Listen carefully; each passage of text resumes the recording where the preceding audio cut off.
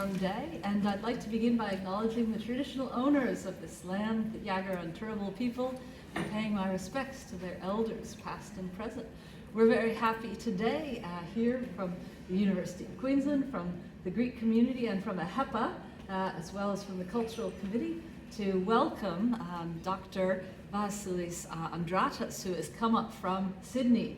Now, he received his PhD from the University of Sydney in Indigenous Studies, and he now actually wears two different hats as convener of Islamic Studies at University of Western Sydney, and as convener of Greek Studies at the UNSW. So he is a busy man in the academic front, and we're very glad that he's come up here to share some of his research, and particularly I'm looking forward to hearing about this as a teacher of Greek art and archaeology, to hear about geometric affinities, form and abstraction in ancient Greek and Indigenous Australian art. So welcome, Dr. Andratas.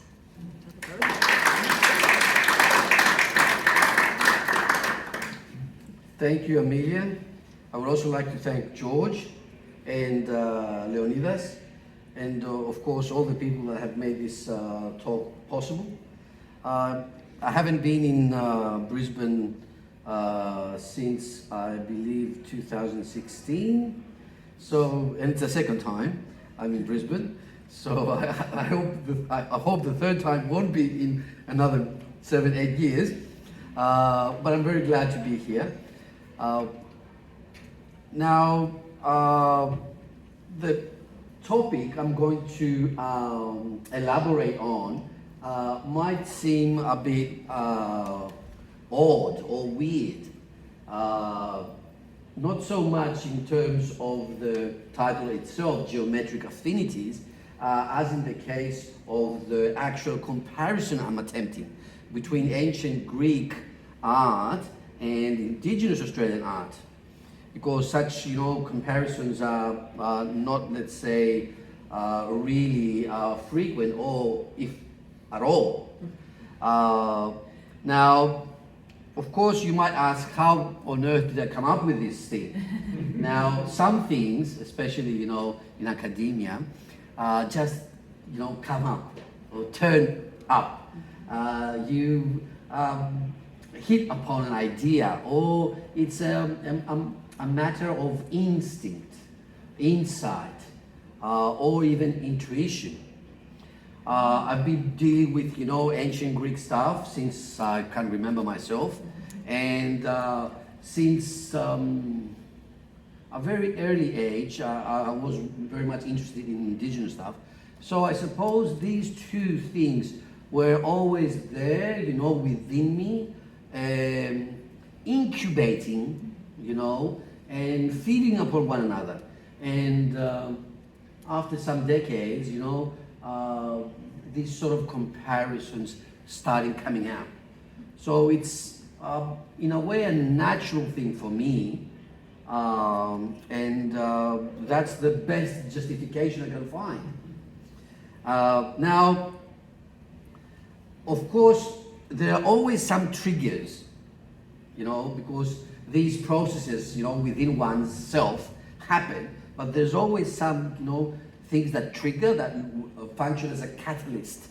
I think those have been, one of them has been the work of the renowned anthropologist, Australian anthropologist,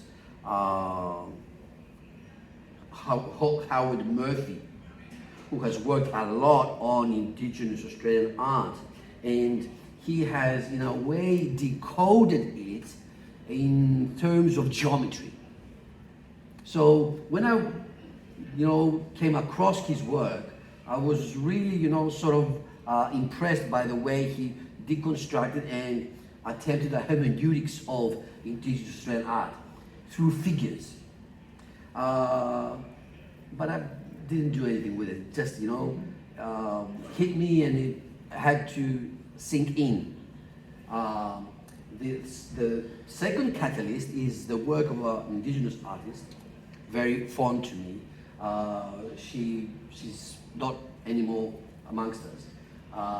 Dorothy Nyapanyagi. And you will see her the last slide is a work of hers, and her art is what we call a prime expression of Indigenous Australian abstract minimalist Leonard art, and so geometric. So again, these two things really impressed me, and they must have, I believe, worked as catalysts. Now, I am trying to make this comparison on the basis of form and abstraction. Now, form, of course, in painting we have light, we have shade, we have form, we have color. Could we have done this comparison on any of these levels? I'm not sure that we could have done it in terms of light and shade, because these aspects don't sit well with Indigenous art, shade and light. We could do it, that's what I'm doing today, with form, and also with color, because Indigenous art has very vivid colors, and there is a certain way that the palette of the Indigenous, and the Hellenic could be seen as converging. But I'm not going to deal with color today, only with form. And I'm going to look into form from a very, very specific perspective, which is abstraction. So I think that's enough in terms of setting the stage. And let's go into some clarifications. Now, there are numerous phases in ancient Greek and Indigenous Australian art, of course. I'm going to focus on ancient geometric Hellenic art. But of course, we have lots of, of course, it's a big problem. How much of Greek is it? Cycladic, Minoan, Mycenaean. Mycenaean is Greek, but then we have classic, Hellenistic, we have lots of art periods. I'm not going to deal with all of these things, And then in terms of Indigenous Australian art, we have lots of styles and periods there as well. For instance, we have periods. We have broadshaw, figures, like Guan. We have, as you see in the background, the mini figures, which most likely represent different periods. We have the Wangina figures, again, a more recent period. We have different styles, like bark painting, or X-ray painting, or dot painting. We have petroglyphs, dendroglyphs. We have lots of things, but I have chosen, as you will see, certain styles and types. Basically, are the petroglyphs, the dendroglyphs, and some very specific dot painting.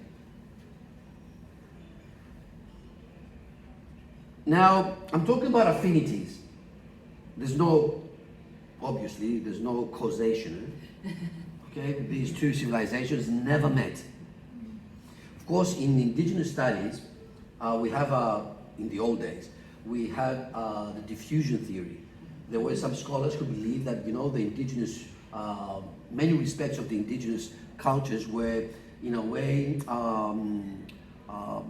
influenced by high Egyptian civilization. The most prominent exponent of this was Elkin, a very famous anthropologist. Now, of course, that theory doesn't stand anymore, and it never really had some credentials, because, simply put, there's no relationship between, historically, relationship between ancient Greece and Indigenous Australia. But although historically, they are so far apart, experientially, in terms of human experience, they seem to have, come so close together at certain points. And that's what I want to emphasize. So, no causation, but surely we have something here that at least deserves, a reflection, a serious thought and problematization. Now, my perspective is, of course, as you can understand, when I talk about, experience, is phenomenological. It's not historical. And when I say phenomenological, automatically I put myself in the field of Indigenous studies that has been dominated by people who had a very good history of religious background, like Worms, like the true Strellows, Karl and Theodor, the Petries from Germany, William Stanner, our own William Stanner, and Tony Swain. So I belong into this sort of field, and that's where I'm coming from. So phenomenological will be my approach, and at the same time, many insights from the history of religions.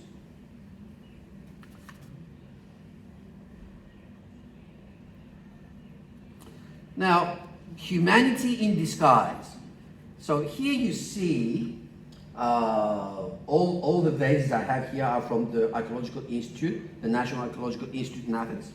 So here you see one from the proto-geometric period, which is 1050 to around 850. That's the proto-geometric period. We have other periods as well, the proper geometric period with early, middle, late. Now, this comes from a time which scholars, especially older day scholars, but even nowadays, would call the Dark Ages of ancient Greece. What's happening after 1200s, 1100s, up to the appearance of the Homeric epics? What's happening there? We don't have lots of monumental. Actually, we don't have any monumental sort of remains. And generally, the picture is very, very obscure. That's why we talk about the Dark Ages. There's nothing, bad about it. It's just that, in terms of, knowledge, we don't know many things, and that's why we call them dark. Now, the most exquisite examples of this art, the geometric art, come from Attica. Attica is the epicenter of the whole, we could even say, movement. This is an art movement.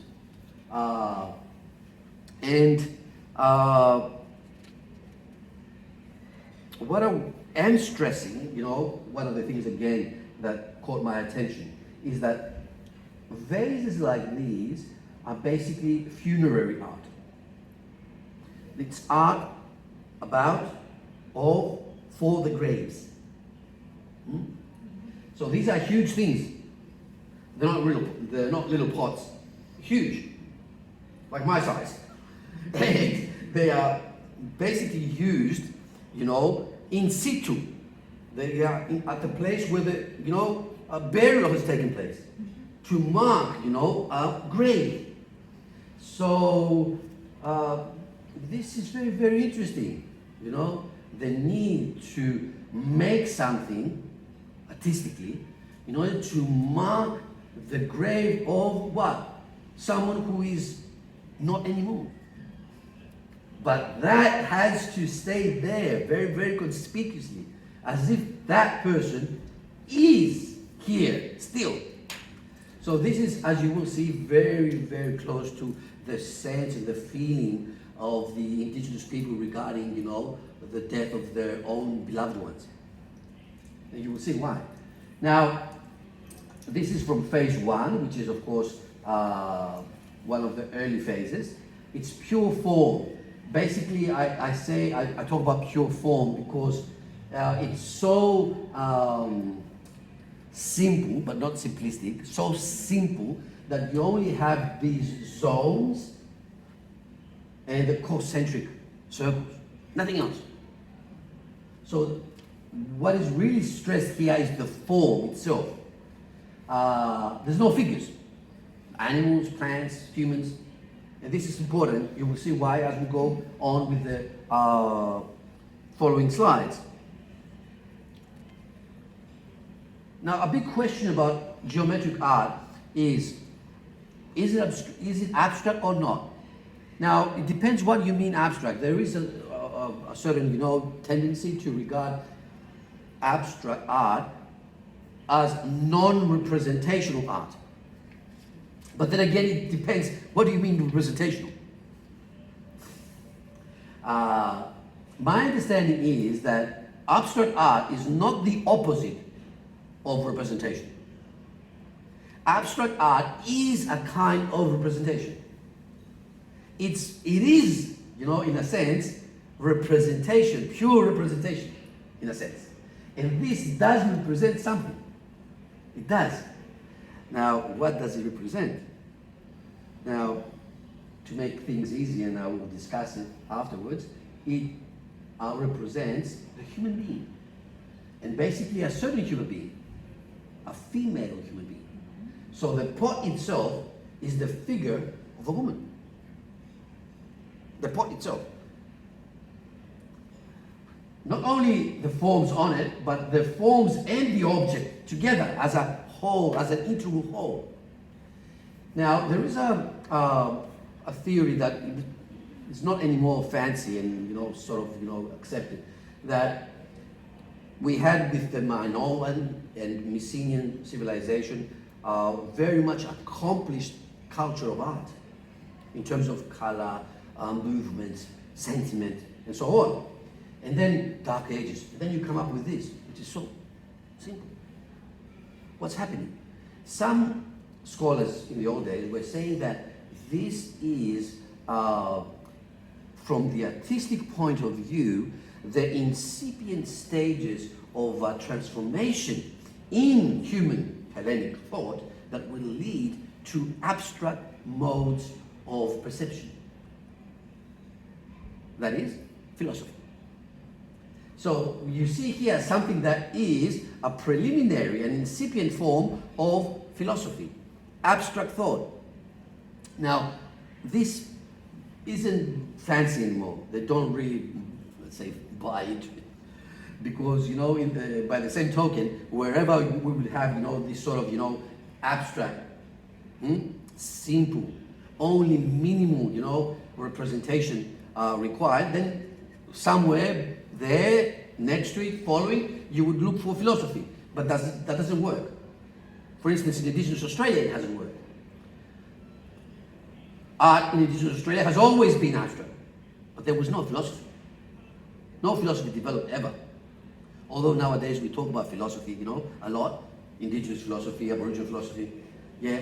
But when we say philosophy, we mean philosophy in the sense of the phenomenon, okay, as it emerged in the 5th century as a very, very, sort of rational mode of understanding the world. Not as, something general, like a sense, feeling, perspective of the world. So, I think a better interpretation is not that, we are dealing here with something that paves the way towards philosophy, abstract thinking, but we're dealing with a new way of understanding the human being, a self-understanding of the human being. Now, if that, in a way, played some sort of role within the processes that will lead to philosophy, that is something that we can discuss, but not that it led to philosophy or that it expressed philosophy per se.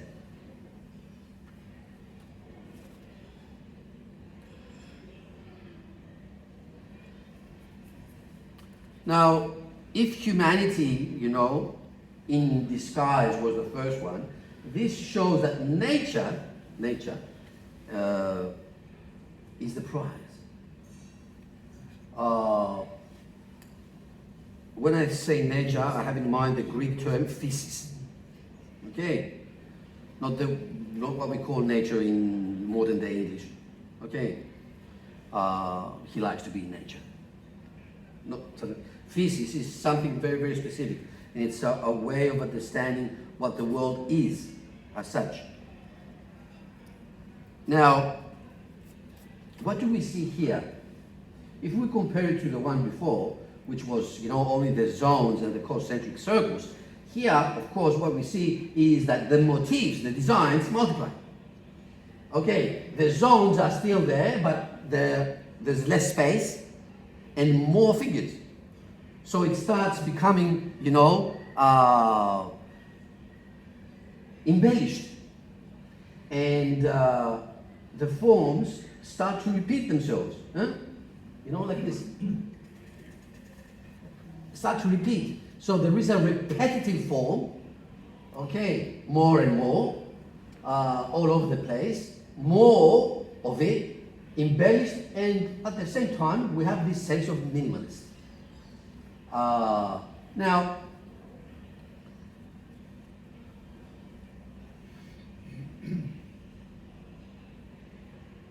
now it seems that the person who made this is a person who looks at nature. The first vase was a human being. Now this one is as if the human being has become the spectator, and on the vase we have nature now, more aspects of nature.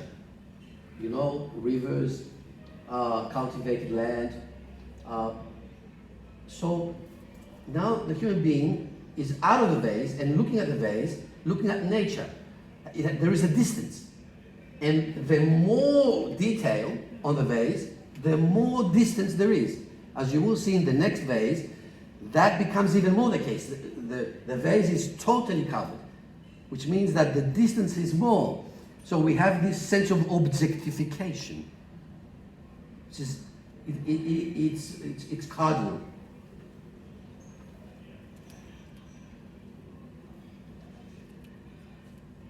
So again, we have exclusion, because abstract art, minimalist art is exclusive. You know, it doesn't, you know, want, let's say, different things, you know, coming into its field. But at the same time, it's inclusive. It starts bringing in more and more. So we have a very particular dialectics here. Now, we can look at this dialectics in contextual terms. What is this? It's a vase. For what? For a grave. So, it's about the grave, the funerary, you know, side. It describes it. You see it and you know this is a grave. Okay. At the same time, it inscribes the place. It inscribes, it describes, and it circumscribes, you know. Don't just step on the grave. Keep away. So we have these levels: inscription on the vase, description, and circumscription working at the same time. And the vase is somewhere. And it functions as a signifier, a signifier. And what's the signified? Everything, you know, Greeks in the proto and proper geometric period thought about the afterlife, graves and death and so on. Those are, you know, the signified meanings. And this is the signifier. And what's the sign? The sign. The sign is the human being, who still, although the spectator still identifies with this vase, it believes, it knows that it's going to be there one day in the grave, and it works as the sign. So the human being still is the sign that encompasses the signifiers on the vase and the signified, you know, meaning, which is the place itself. Now,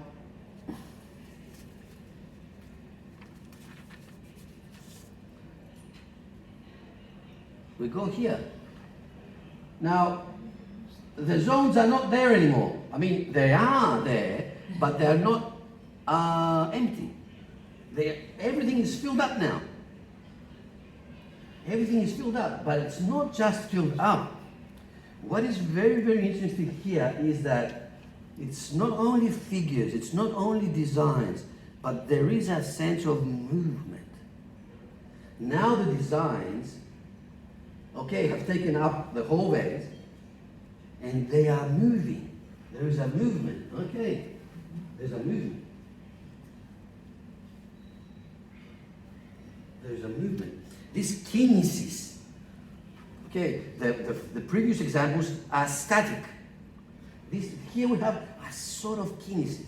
And you will see that in the other example, or the following example, the kinesis becomes more conspicuous. But It's already here. And we know from geometric art, from other examples, that kinesis is even more prominent, and it more conspicuously hints at narration. Because when you have figures, okay, recall the beginnings of cinematography. When you have figures, static figures, it's only figures.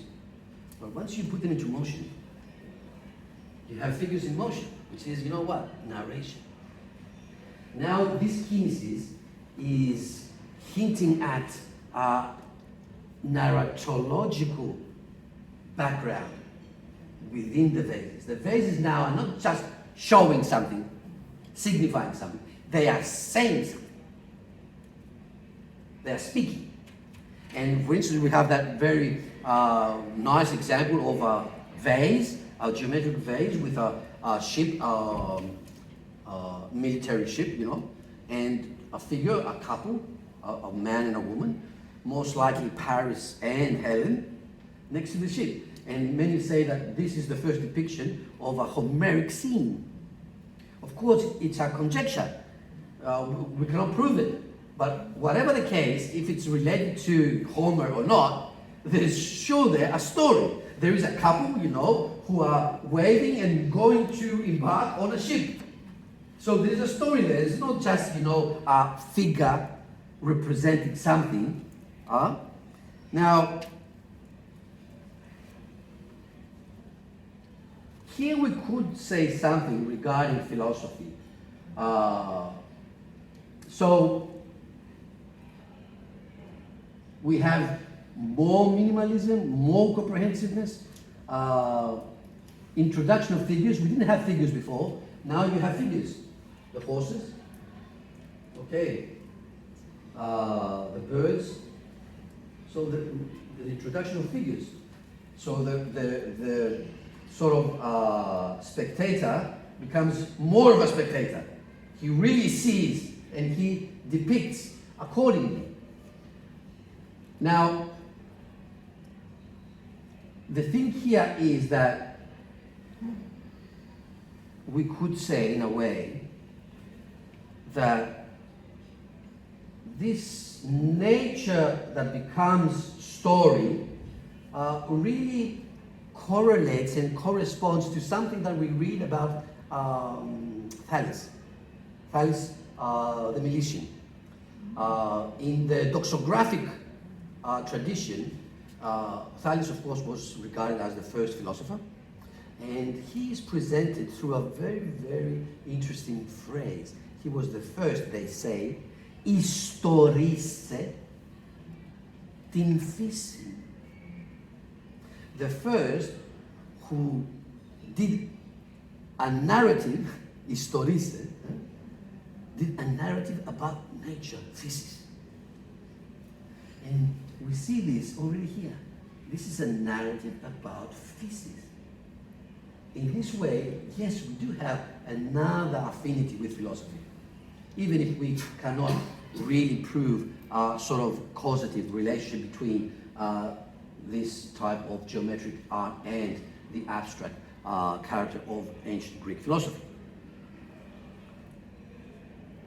Now, another thing here, interesting, is that these reflections on nature are contemporary with Homeric epics. So the Homeric epics are roughly the 8th century.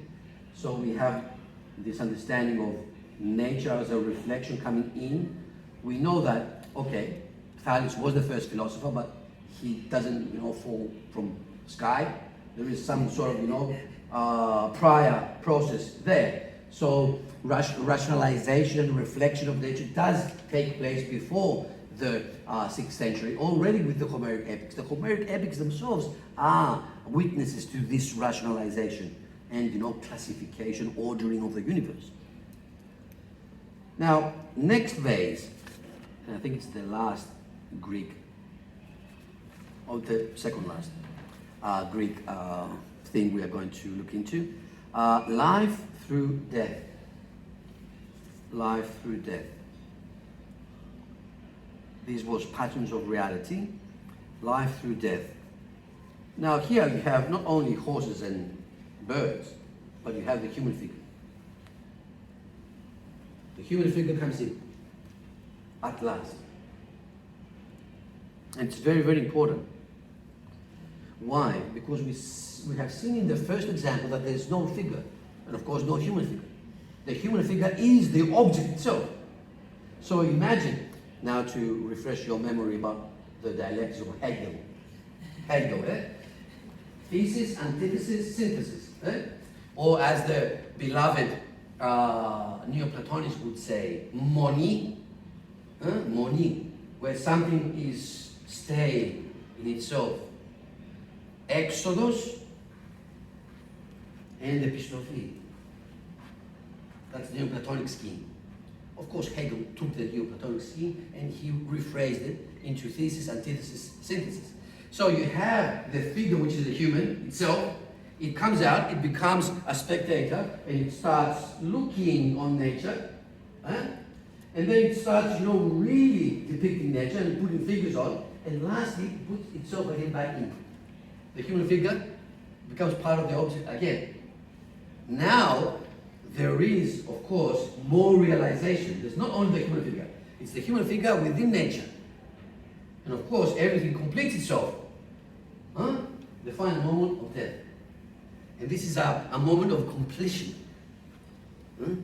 Culmination. Realization. So everything. Death is about everything. That's why Plato, nothing is random, in a civilizational domain. Plato would say that philosophy is, the study of death, meleti thanatou. Because everything is about death. And here everything is about death. Here you have the famous prophecies, the presentation of the dead, the prophecies. And in this example, you have the ekphora, not the prophecies, but the ekphora. After, the presentation of the dead and the mourning, okay, you have the ekphora. They will take the dead and take them to the place where they have to be, put to rest. But now you see, it's not only about completion.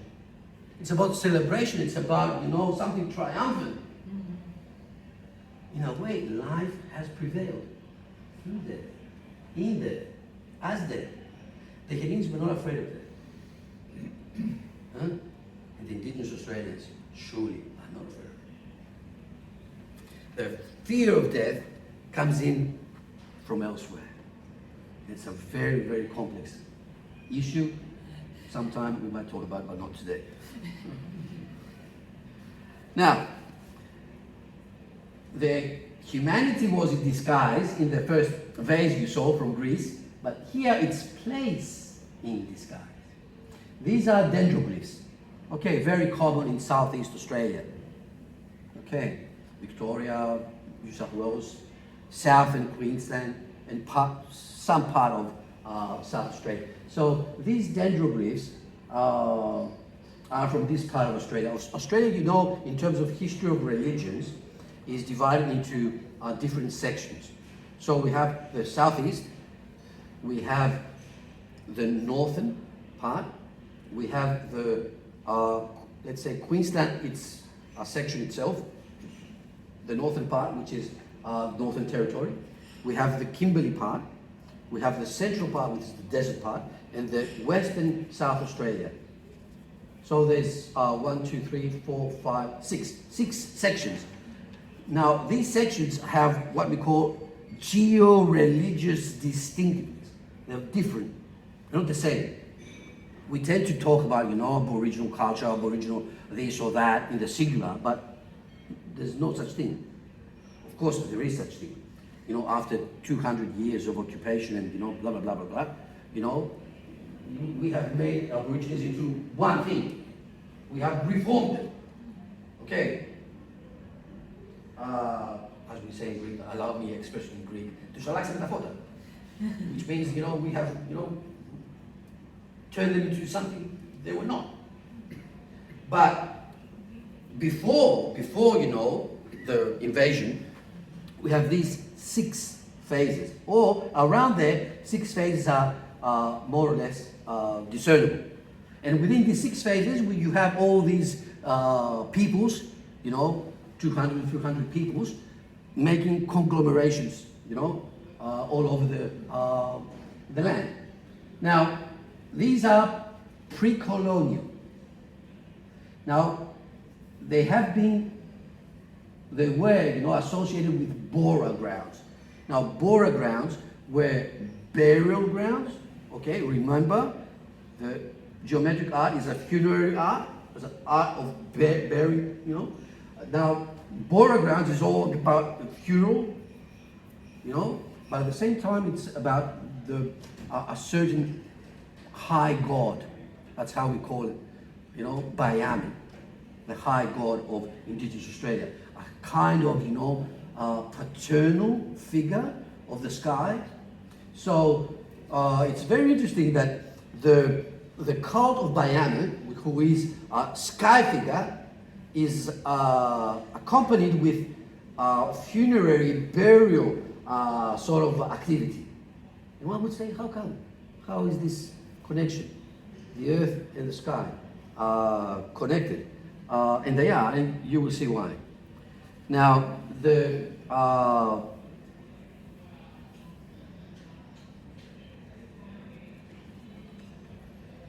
can understand why, you know, I really put them into this comparison, because you can see the geometric character. It's very, very, you know, you must be blind not to see the geometry, the figures, the design, the stress, you know, they are putting on it. But this is not, I would say, a representational abstraction. It's more of a significatory abstraction. Now, what's the difference between representational abstraction? The difference is, and this sort of abstraction, significatory. Representational abstraction is more artistic. So in this sense, the Hellene is more artistic. But significatory abstraction is more of a contemplative thing. So the Indigenous is more contemplative. Okay, although that might sound bizarre, we would more or less think that the Hellene would be the contemplative type. But in terms of their art, you know, if we stick to their art, they are really, you know, artistic in this respect, whereas these guys are more contemplative, more of the thinking type.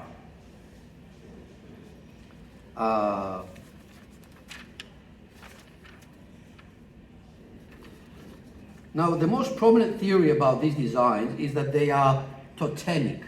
That's how they say it, totemic designs. Of course, you should all know there's no such thing as Australian totemic. The first one who introduced the theory was Emile Durkheim, okay, in the early 20th century.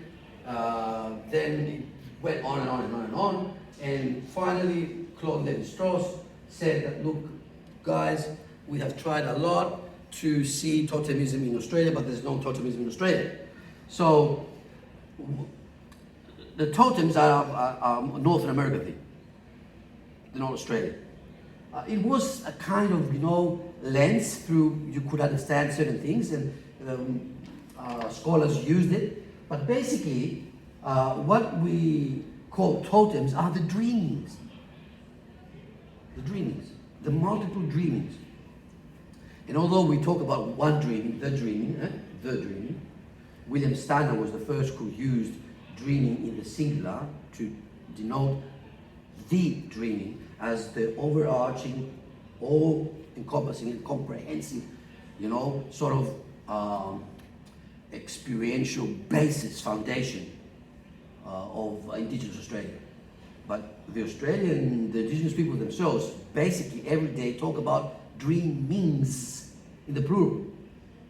Like group dreaming, people dreaming, my dreaming, my wife's dreaming, you know, the dreaming of this place, the dreaming of this animal. You know, everything is about dreaming. So in the plural. So these designs are, you know, dreaming designs, not totemic designs. And why is this important? Because the totemic implies a sort of distancing and a sort of alienation, whereas the dreaming, since everything is a dreaming, implies a much more integral and connected universe. So, again here, although we don't know what sort of meaning these designs had before 1788, we know afterwards, but we don't know before. We know that they were related to dreams, but what exactly, were they all about? Now, the fact that that we don't know what they were about doesn't mean that we cannot postulate and be sure that they were about dreams, about topos, land, place. And again, since they are we find them, after 1788 at burial grounds, again we can talk about inscribing, describing, and circumscribing certain places, as in the case of vases. So the indigenous were using trees already there in the place and transforming them, whereas the Greeks were just making pottery and putting in the place of trees. So it's a substitution actually taking place here. Structurally, they're doing the same thing.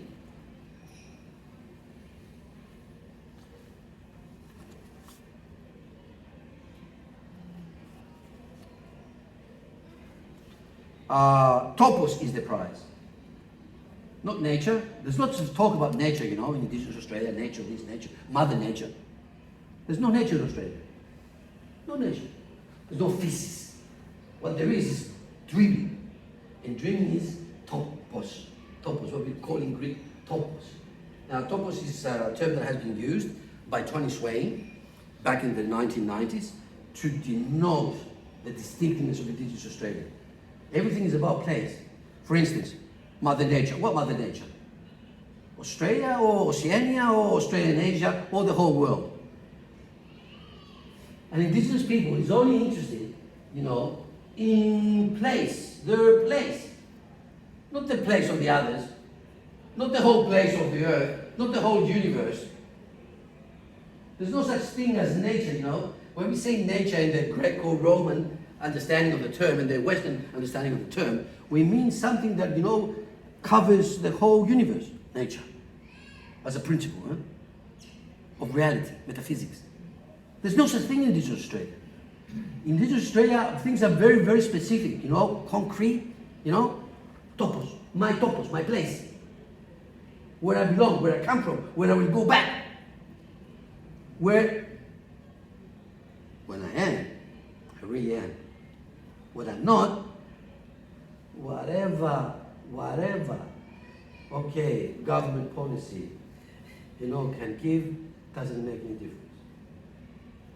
The big problem of Australia is not money spent on Indigenous people, is that they don't anymore have their place. They are displaced. They have no place. So when you have no place, you're going to end in jail, you're going to end in substances, you're going to die, in meaninglessness, so on.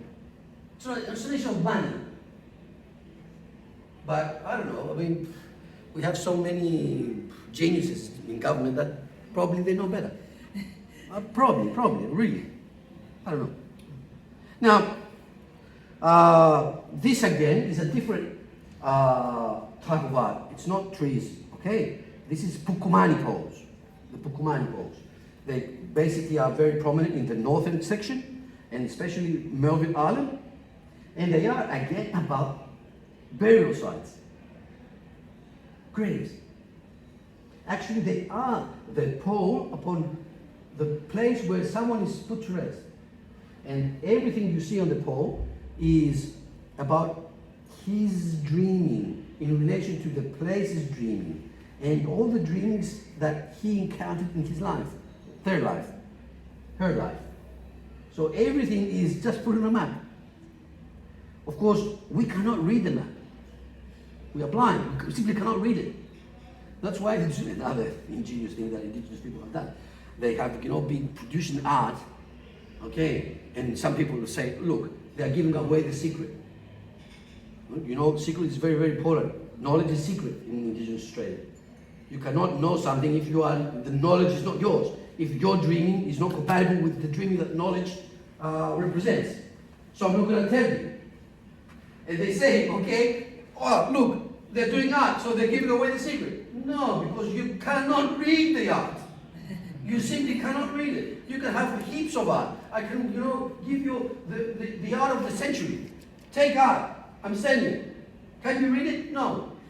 So I'm really giving away something that it's done in a way, culturally appropriate way, when we say nowadays, without giving away the secret, because you cannot read it.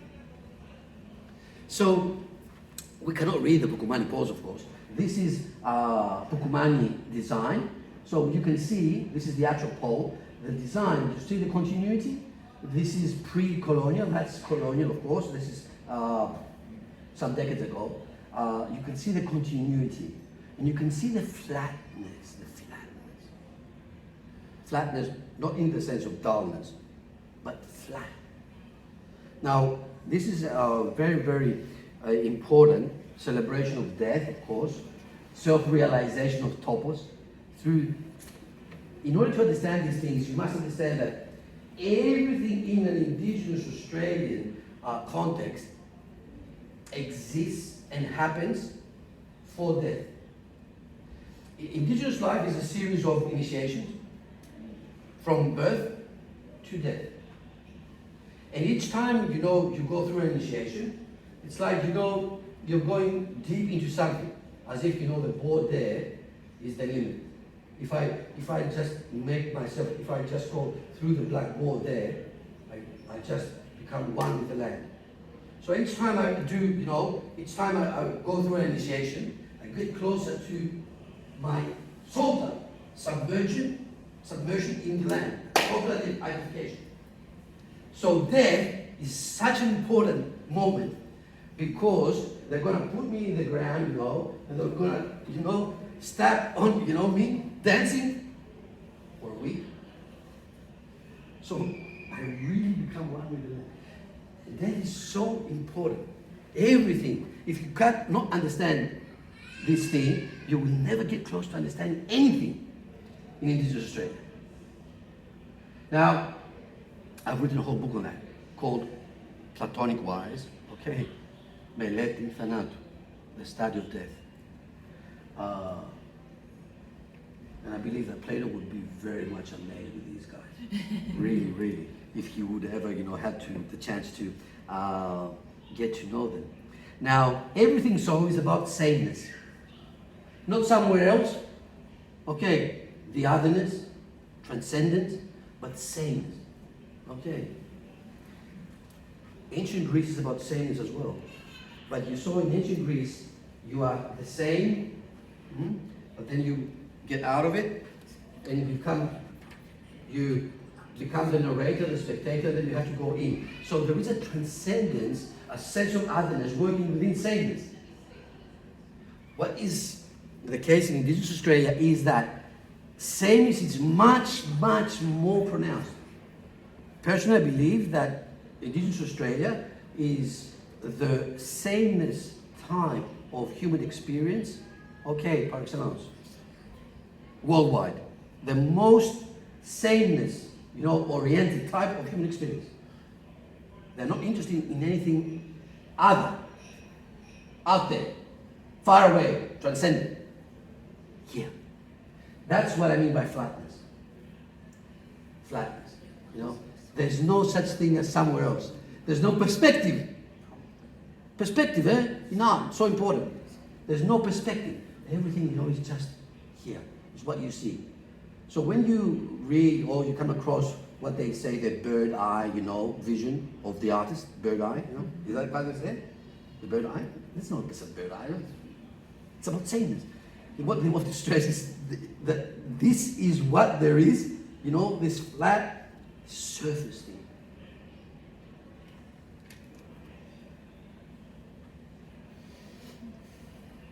So in Indigenous Australia, we have an absolute sameness, whereas in Greece, we have a relative sameness.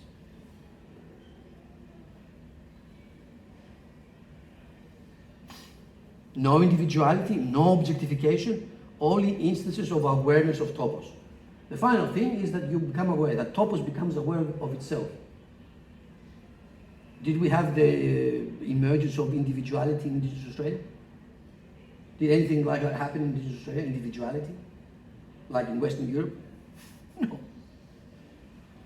Because even your own body is not your body. Your body is a dream. It's an instance of the place. What you are, what I am, for an Indigenous person, is the congruence of dreamings at a certain point in time and space. Mm-hmm. When I die, everything just goes back to where it was. I just bring together, all these dreams in a certain, sort of, let's say, combination. And then the combination disappears. It was about the sameness, and it becomes sameness again.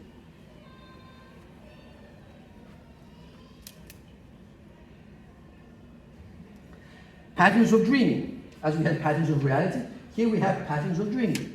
The dynamics of multi-dreaming balance. You see here, again, we saw in the vases, we have a kinesis, motion, dynamics, dynamism. Here we have a, dynamics. We have 1, 2, 3, 4. 4 sections with repetitive motifs. Okay. Them being what they are, autonomy, but connected, of course, and interdependent. This is the famous, as I like calling it, Indigenous Australian multicultural model. Autonomy, but interdependence. Yes, you are yourself, you are what you are, but you can only be what you are with me, through me. Without me, you cannot. For instance, you have, let's say the Pitza Jandra, and they want to perform an initiation. But in that specific initiation, they have to, ask someone from the region. People. Without him, they cannot do it. So although the initiation rite is theirs, it's distinctive to them, they cannot do it without someone from another people, out of their autonomous field. So they are dependent, that's interdependent to them. So this is more or less what you see in artistic terms from this quite modern expression of Indigenous art. And although we have seen in the Greek case kinesis, here it's not just kinesis, here it's rhythm. The sense is a rhythmic sense. What's rhythm? Rhythm is something happens, and it will happen again, and again, and again. There is a pattern, but it's not clear. It's not cyclical. It takes some generations to, for instance, what I express as a dreaming might express itself through another person after 5 generations. Or in another place after 2 generations. So there is a rhythm, but there is no cyclical, recurrence. That's why, for instance, we don't have a sense of reincarnation in Indigenous Australia. Although it resembles Indian subcontinent reincarnation, it's not. Because there's no atomo, there's no individual self. There's only expression of place. So who is being reincarnated? There's no one. It's place appearing through this or that combination. The combinations, resemble themselves, and that's the rhythm.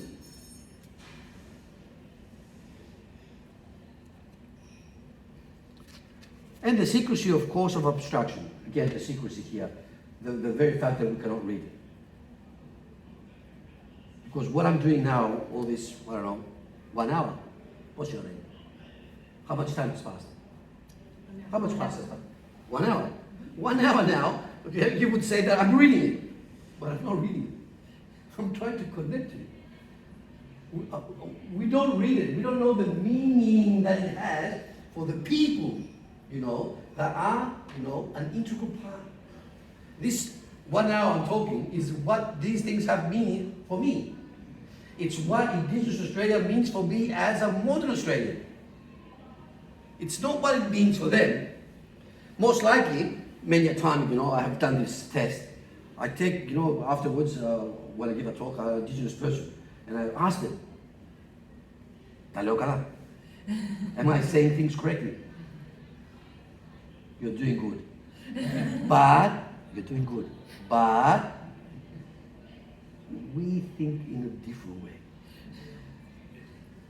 But you're doing good." So what's that mean? It means that you are not misrepresenting. You're not getting to the gist, which is, our connection with the land, but you are not misleading.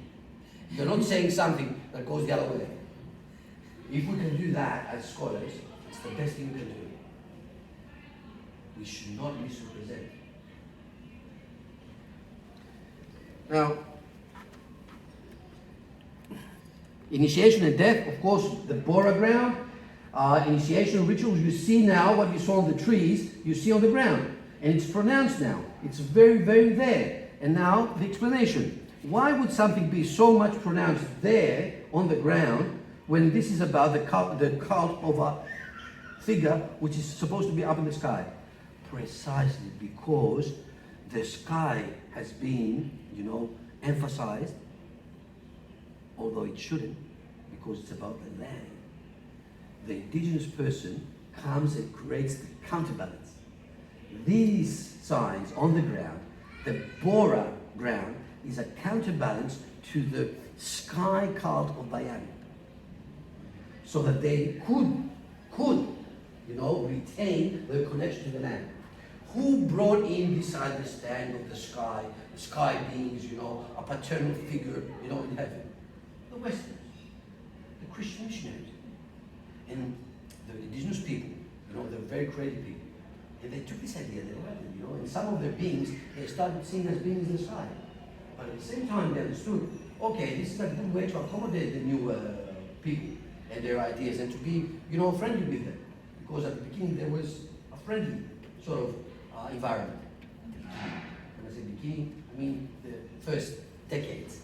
After that, they understood that, okay, look, we have to retain our ground, our place being. And that's why, we have these designs now really inscribed in the ground so that we don't forget it. And it's an initiation. You see the boys, secrecy. They're going through that.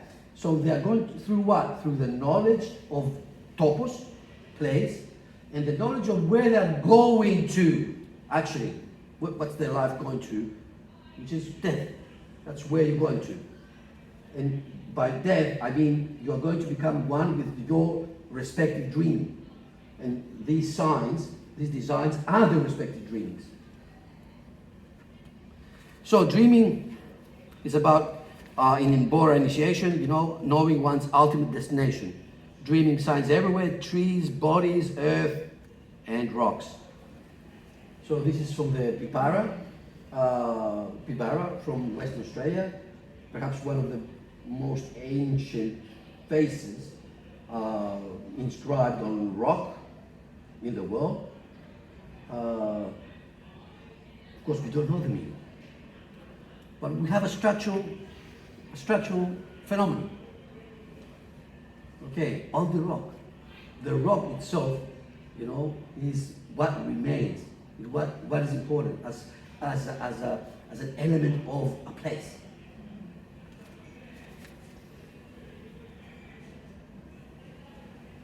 Now you see here these vases.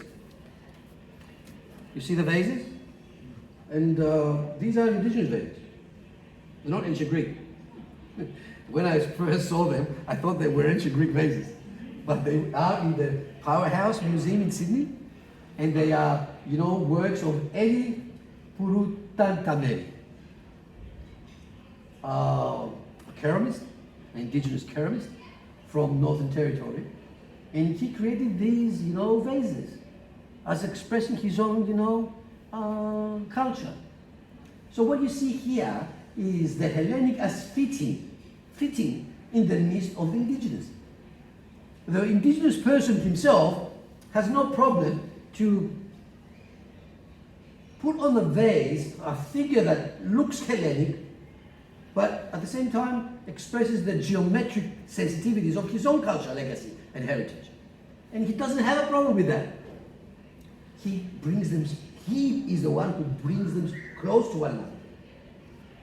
So what we have here is, again, about topos, and we have these as topophanies, topologies, topographies. Everything in Indigenous Australia is about topos. So when we have our Indigenous writer writing, if they are really writing about Indigenous stuff, they are producing a topology. When they are drawing, they are producing a topography. When they are being, they are expressions of topophany. They are manifesting the topos through their very being. And what you see here, since the Hellenic and the Indigenous have come so close, is inclusivity and comprehensiveness. Can the Indigenous and the Hellenic come together? Yes, they can. Because these vases prove these two criteria, inclusivity and comprehensiveness. It's the same case when I talk about, Indigenous Australia and Christian experience. Well, if we like it or we don't like it, they can come together. Why? Because Indigenous people are putting them together. Of course, in the case of Christianity and indigeneity, the tension of coming together is bigger than it is with the Hellenic. The Hellenic is smoothly coming together, blends in smoothly. There's no tension. The pulsating logos of forms. Logos, of course, a famous Greek word. The whole universe is a logos. And if we have a logos produced here, if this is a Hellenic coming out of the Indigenous, and if it's a logos, it's a pulsating logos of forms.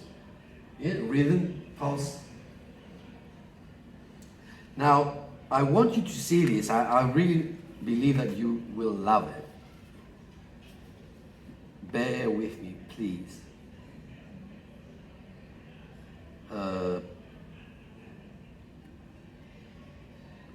It's a very short video.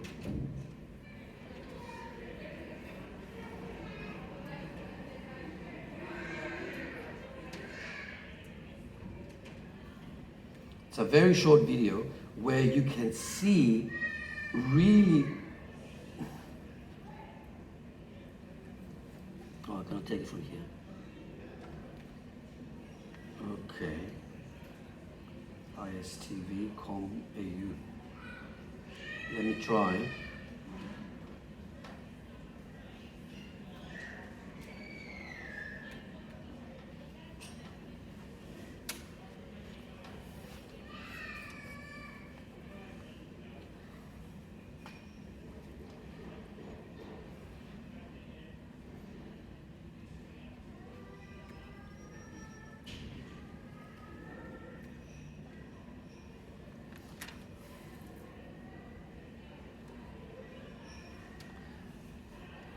ISTV.com.au. ISTV.com. Bear with me and you will see it's amazing. Video item.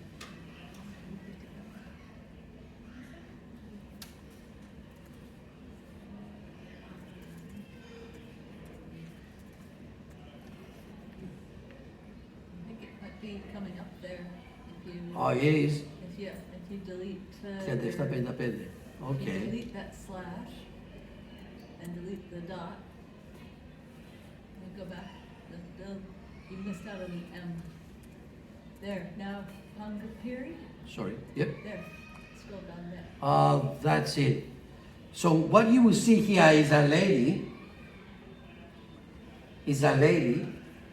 working with designs, geometric designs on the land topos, and working with them, rubbing them off, working with them, rubbing them off, and at the same time telling the story.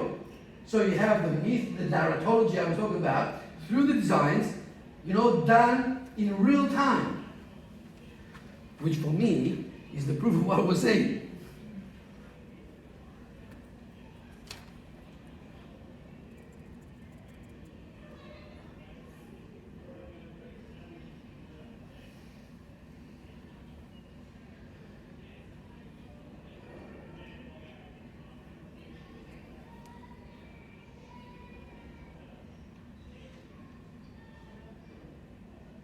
Don't have voice, I have sound, eh?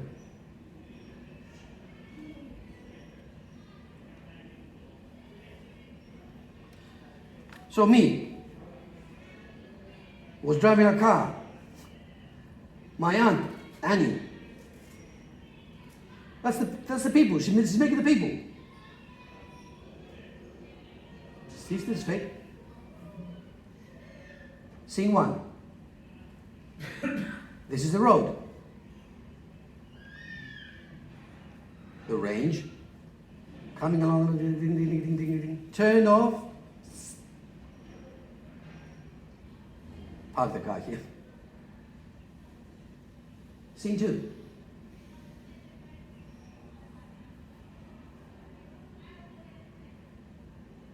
Growing a bush. Growing a bush, different bushes.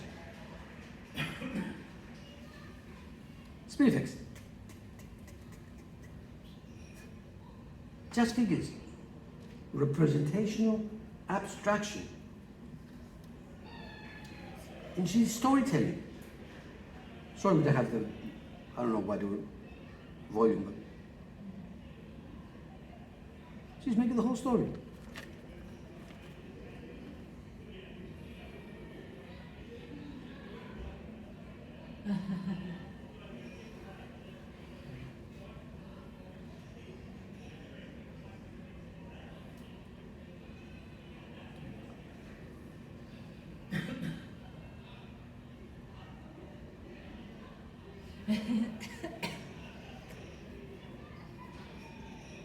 Sand painting, sand drawing.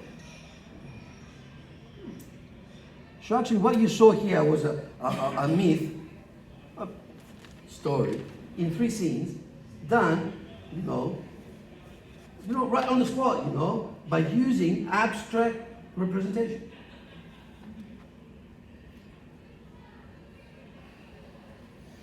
And now this one, which is your own.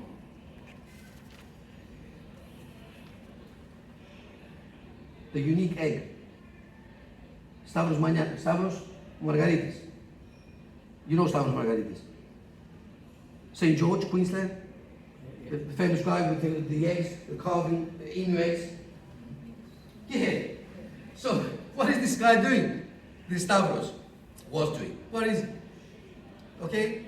He's using the emu egg, and he's bringing out of the emu, he's bringing out of the emu egg a Hellenic.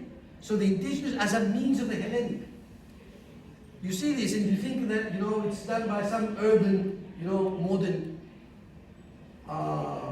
indigenous artist, but it's not. It's done by, Stavros Margaritis, who used to kill kangaroos for a living, and then made a shop in St. George, Queensland.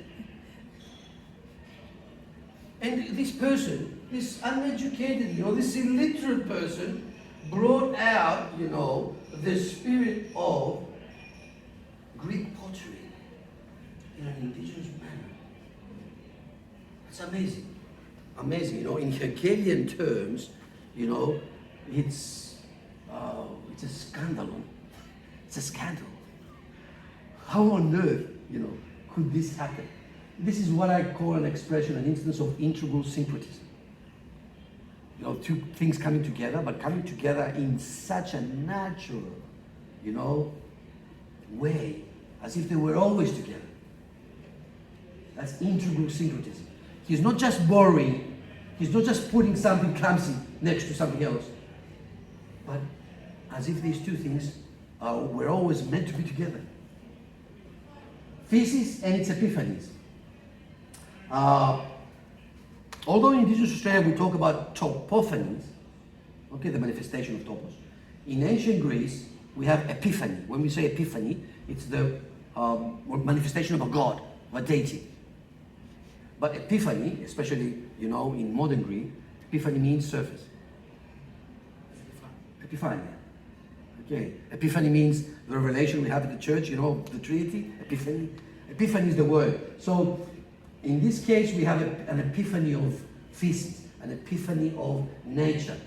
Simplicity, okay, it's simple, you know, patterns going and going on and on and on and on, and integrity. Integrity, I mean this natural sort of blending. So, in his own, you know, unconsciously, unwittingly, Stavros was dreaming up ontology. He was connecting Greek ontology with the dream. And of course, I don't think would ever have, you know, really embarked on this sort of sometimes very risky reflections if it wasn't for this lady who made this dreaming, which is of course Dorothy Nyapanyardi. Mina salt dreaming. So if you see it, you can see the salt. It's like an X-ray. The spaces where the salt, you know, sits, you know.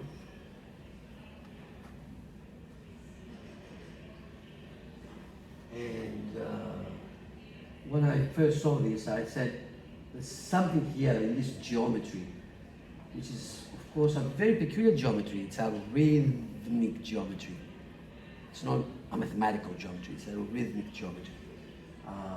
There's something there that really resounds within me as a Greek, and that's what I tried to bring out. I hope I was successful. Thank you.